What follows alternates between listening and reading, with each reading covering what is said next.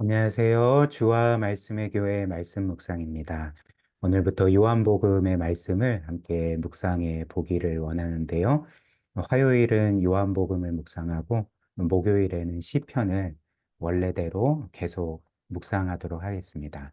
오늘은 요한복음 1장 1절부터 4절까지의 말씀을 함께 묵상하며 우리 주께서 베푸시는 은혜를 함께 누리면 좋겠습니다.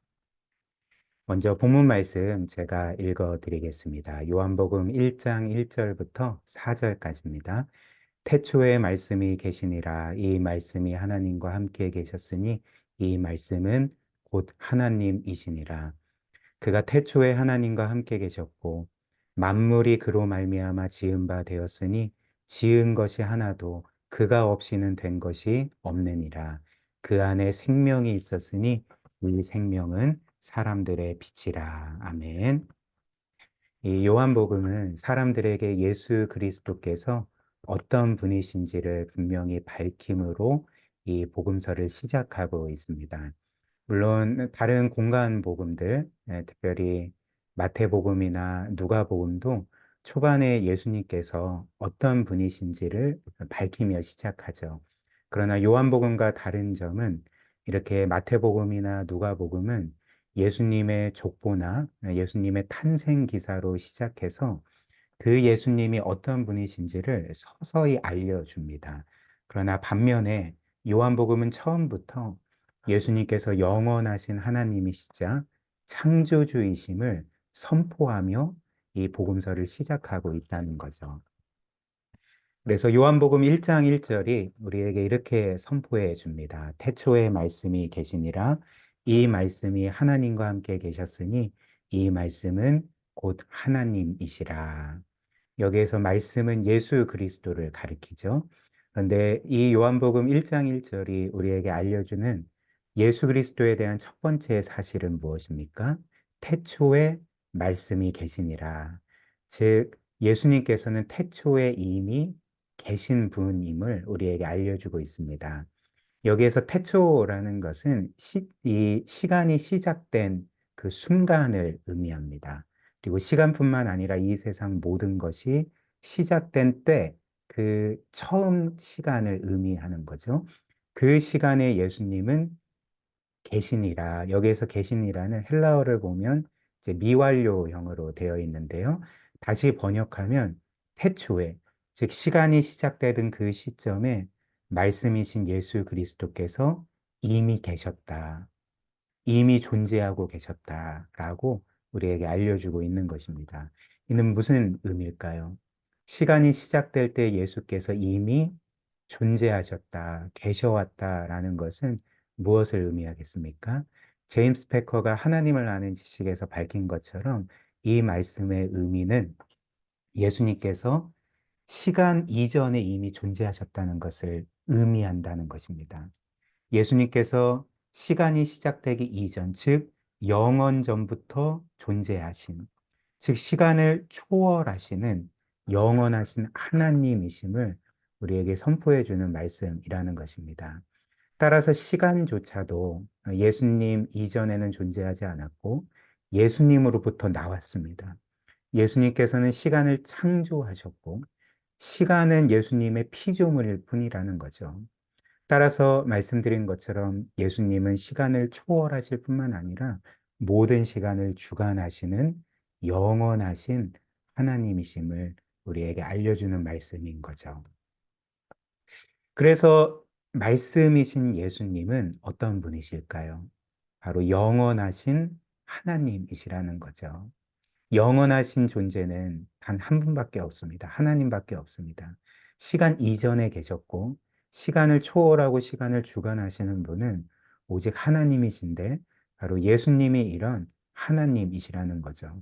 그렇기 때문에 요한복음 1장 1절 후반절은 이 말씀은 곧 하나님이시니라. 예수 그리스도께서 곧 하나님이시다라고 선포해 준다는 것이죠.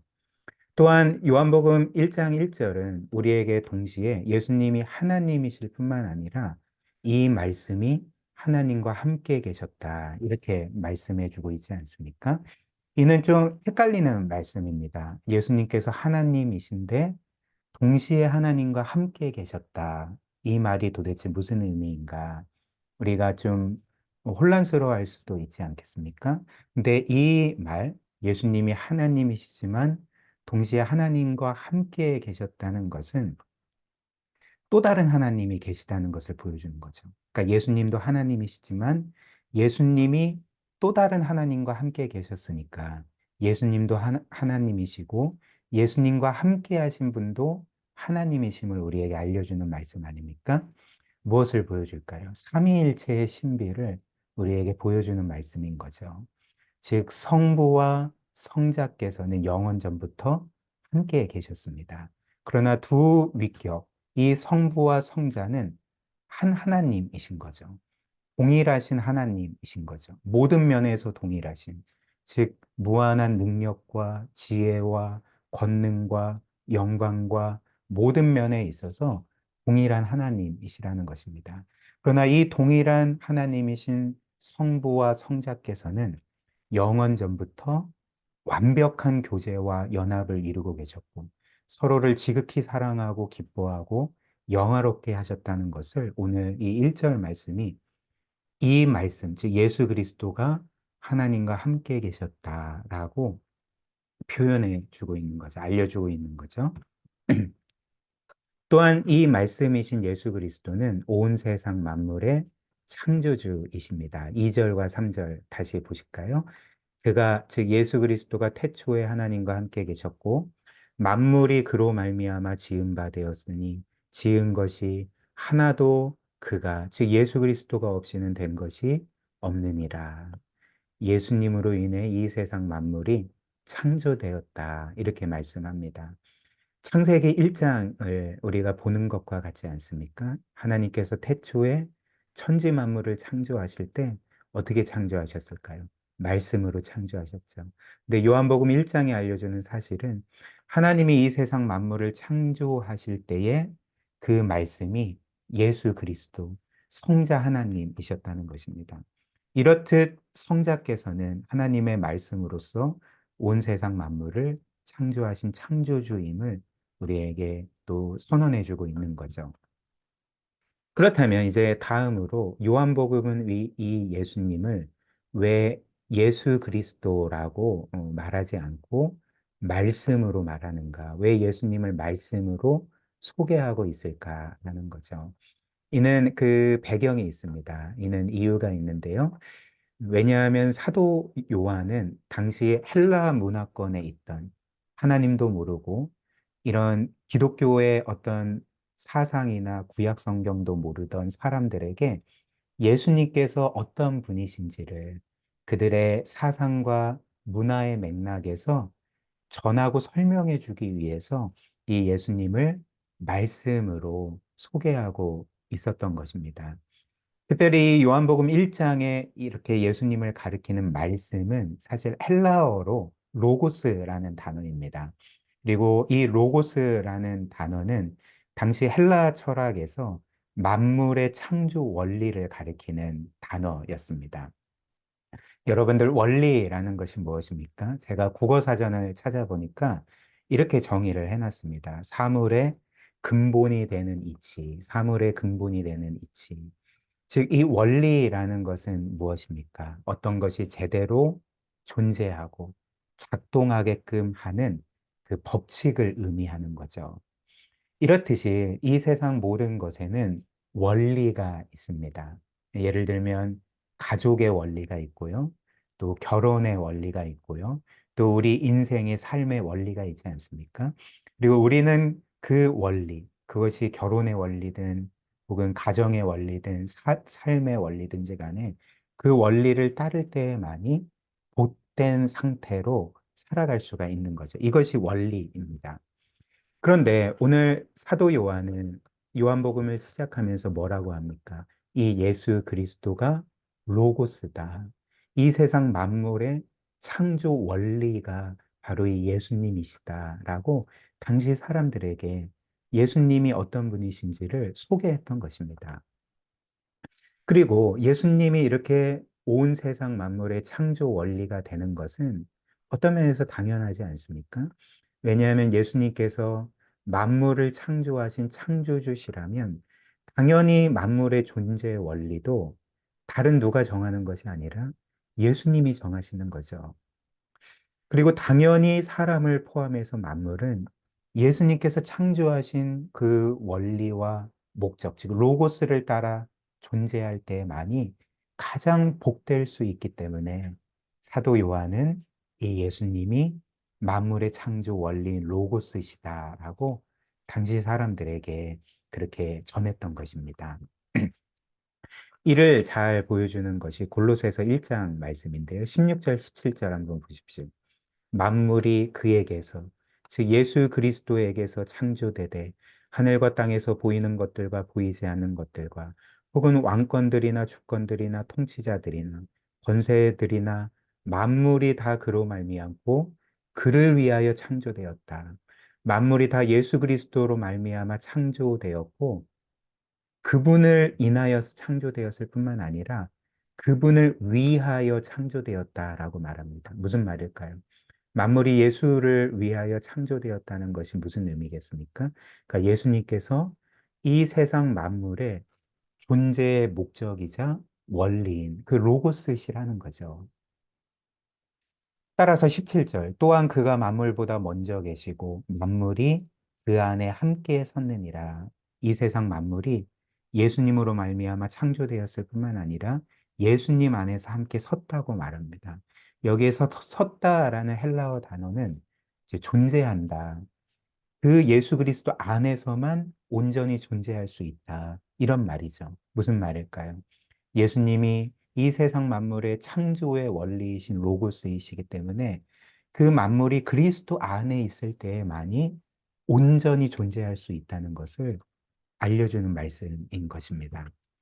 또한 예수님께서 말씀이시라는 것은 로고스, 즉 만물의 창조 원리이실 뿐만 아니라 그 예수께서 하나님을 있는 그대로 보여주시는 그 하나님의 말씀이시라는 것을 또 의미하는 것입니다. 여러분들 말이라는 것, 우리 사람의 말이라는 것은 뭘 의미할까요? 이 말이라는 것은 그 말을 하는 사람이 누구인지를 가장 잘 보여주는 지표라 할 수 있지 않겠습니까? 특별히 하나님은 성경이 말하는 것처럼 영이십니다. 하나님은 영이시니 예배하는 자가 영과 진리로 예배할지니라. 이렇게 하나님은 영이시고 따라서 그분에게는 어떤 그 물질로 된 형체가 없으신 거죠. 그분은 보이지 않는 분이십니다.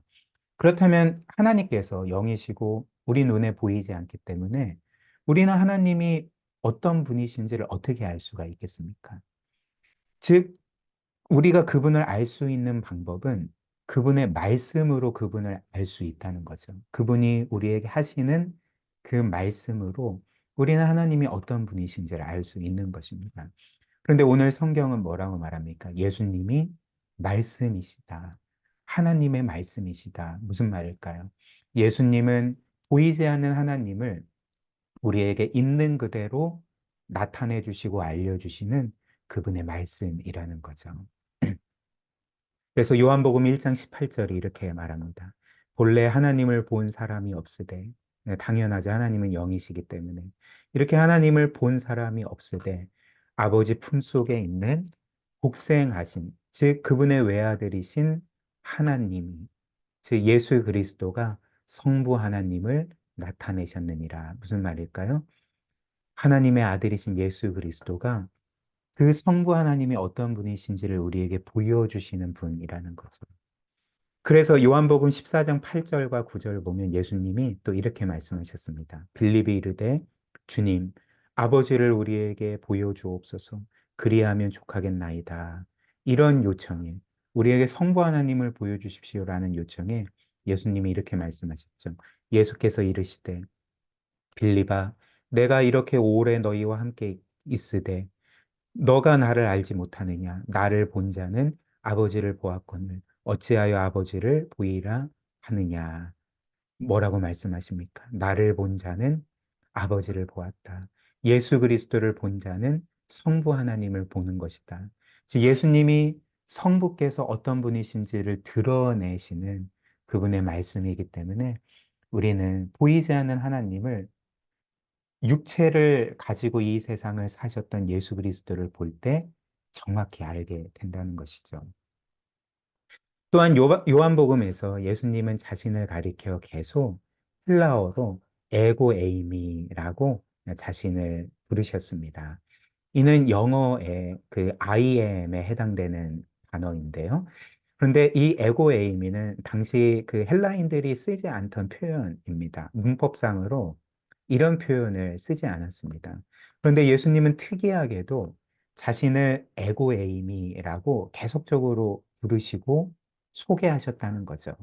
그리고 당시 유대인들은 예수님께서 자신을 가리켜 에고 에이미라고 부르실 때에 그분을 신성모독으로 죽이려고 했습니다. 요한복음 8장 58절 59절 예수님께서 이르시되 진실로 진실로 너희에게 이르노니 아브라함이 나기 전부터 내가 있느니라 하시니 여기에서 내가 있느니라가 바로 에고 에이미입니다. 예수님은 아브라함이 존재하기 전에 나는 에고 에이미였다 이렇게 말씀하신 것이었죠. 그래서 그때 그들이 돌을 들어 치려하거늘 예수께서 숨어 성전에서 나가시느니라 사람들이 예수님을 죽이려고 했습니다. 그렇다면 왜 예수님께서 자신을 에고에임이라고 부를 때에 유대인들은 그분을 죽이려고 했을까? 왜 신성모독이라고 했을까? 왜냐하면 헬라어 이 에고에이미는 히브리어로 치면 하나님의 이름인 나는 스스로 있는 자니라 I am 이 여호와를 의미했기 때문에 그렇습니다.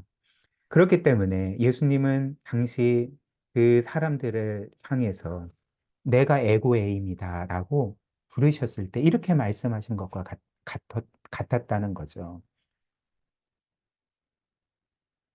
그 사람들에게 예수님은 나는 너희 조상 아브라함과 이삭과 야곱의 하나님, 너희 조상을 애굽에서 끌어내 구원한 여호와 하나님이고 이 세상 만물을 창조하고 주관하는 너희가 구약 시대 때부터 믿어왔던 여호와 하나님이 바로 나다. 나는 스스로 있는 자니라. 이렇게 말씀하신 것과 같았다는 것입니다.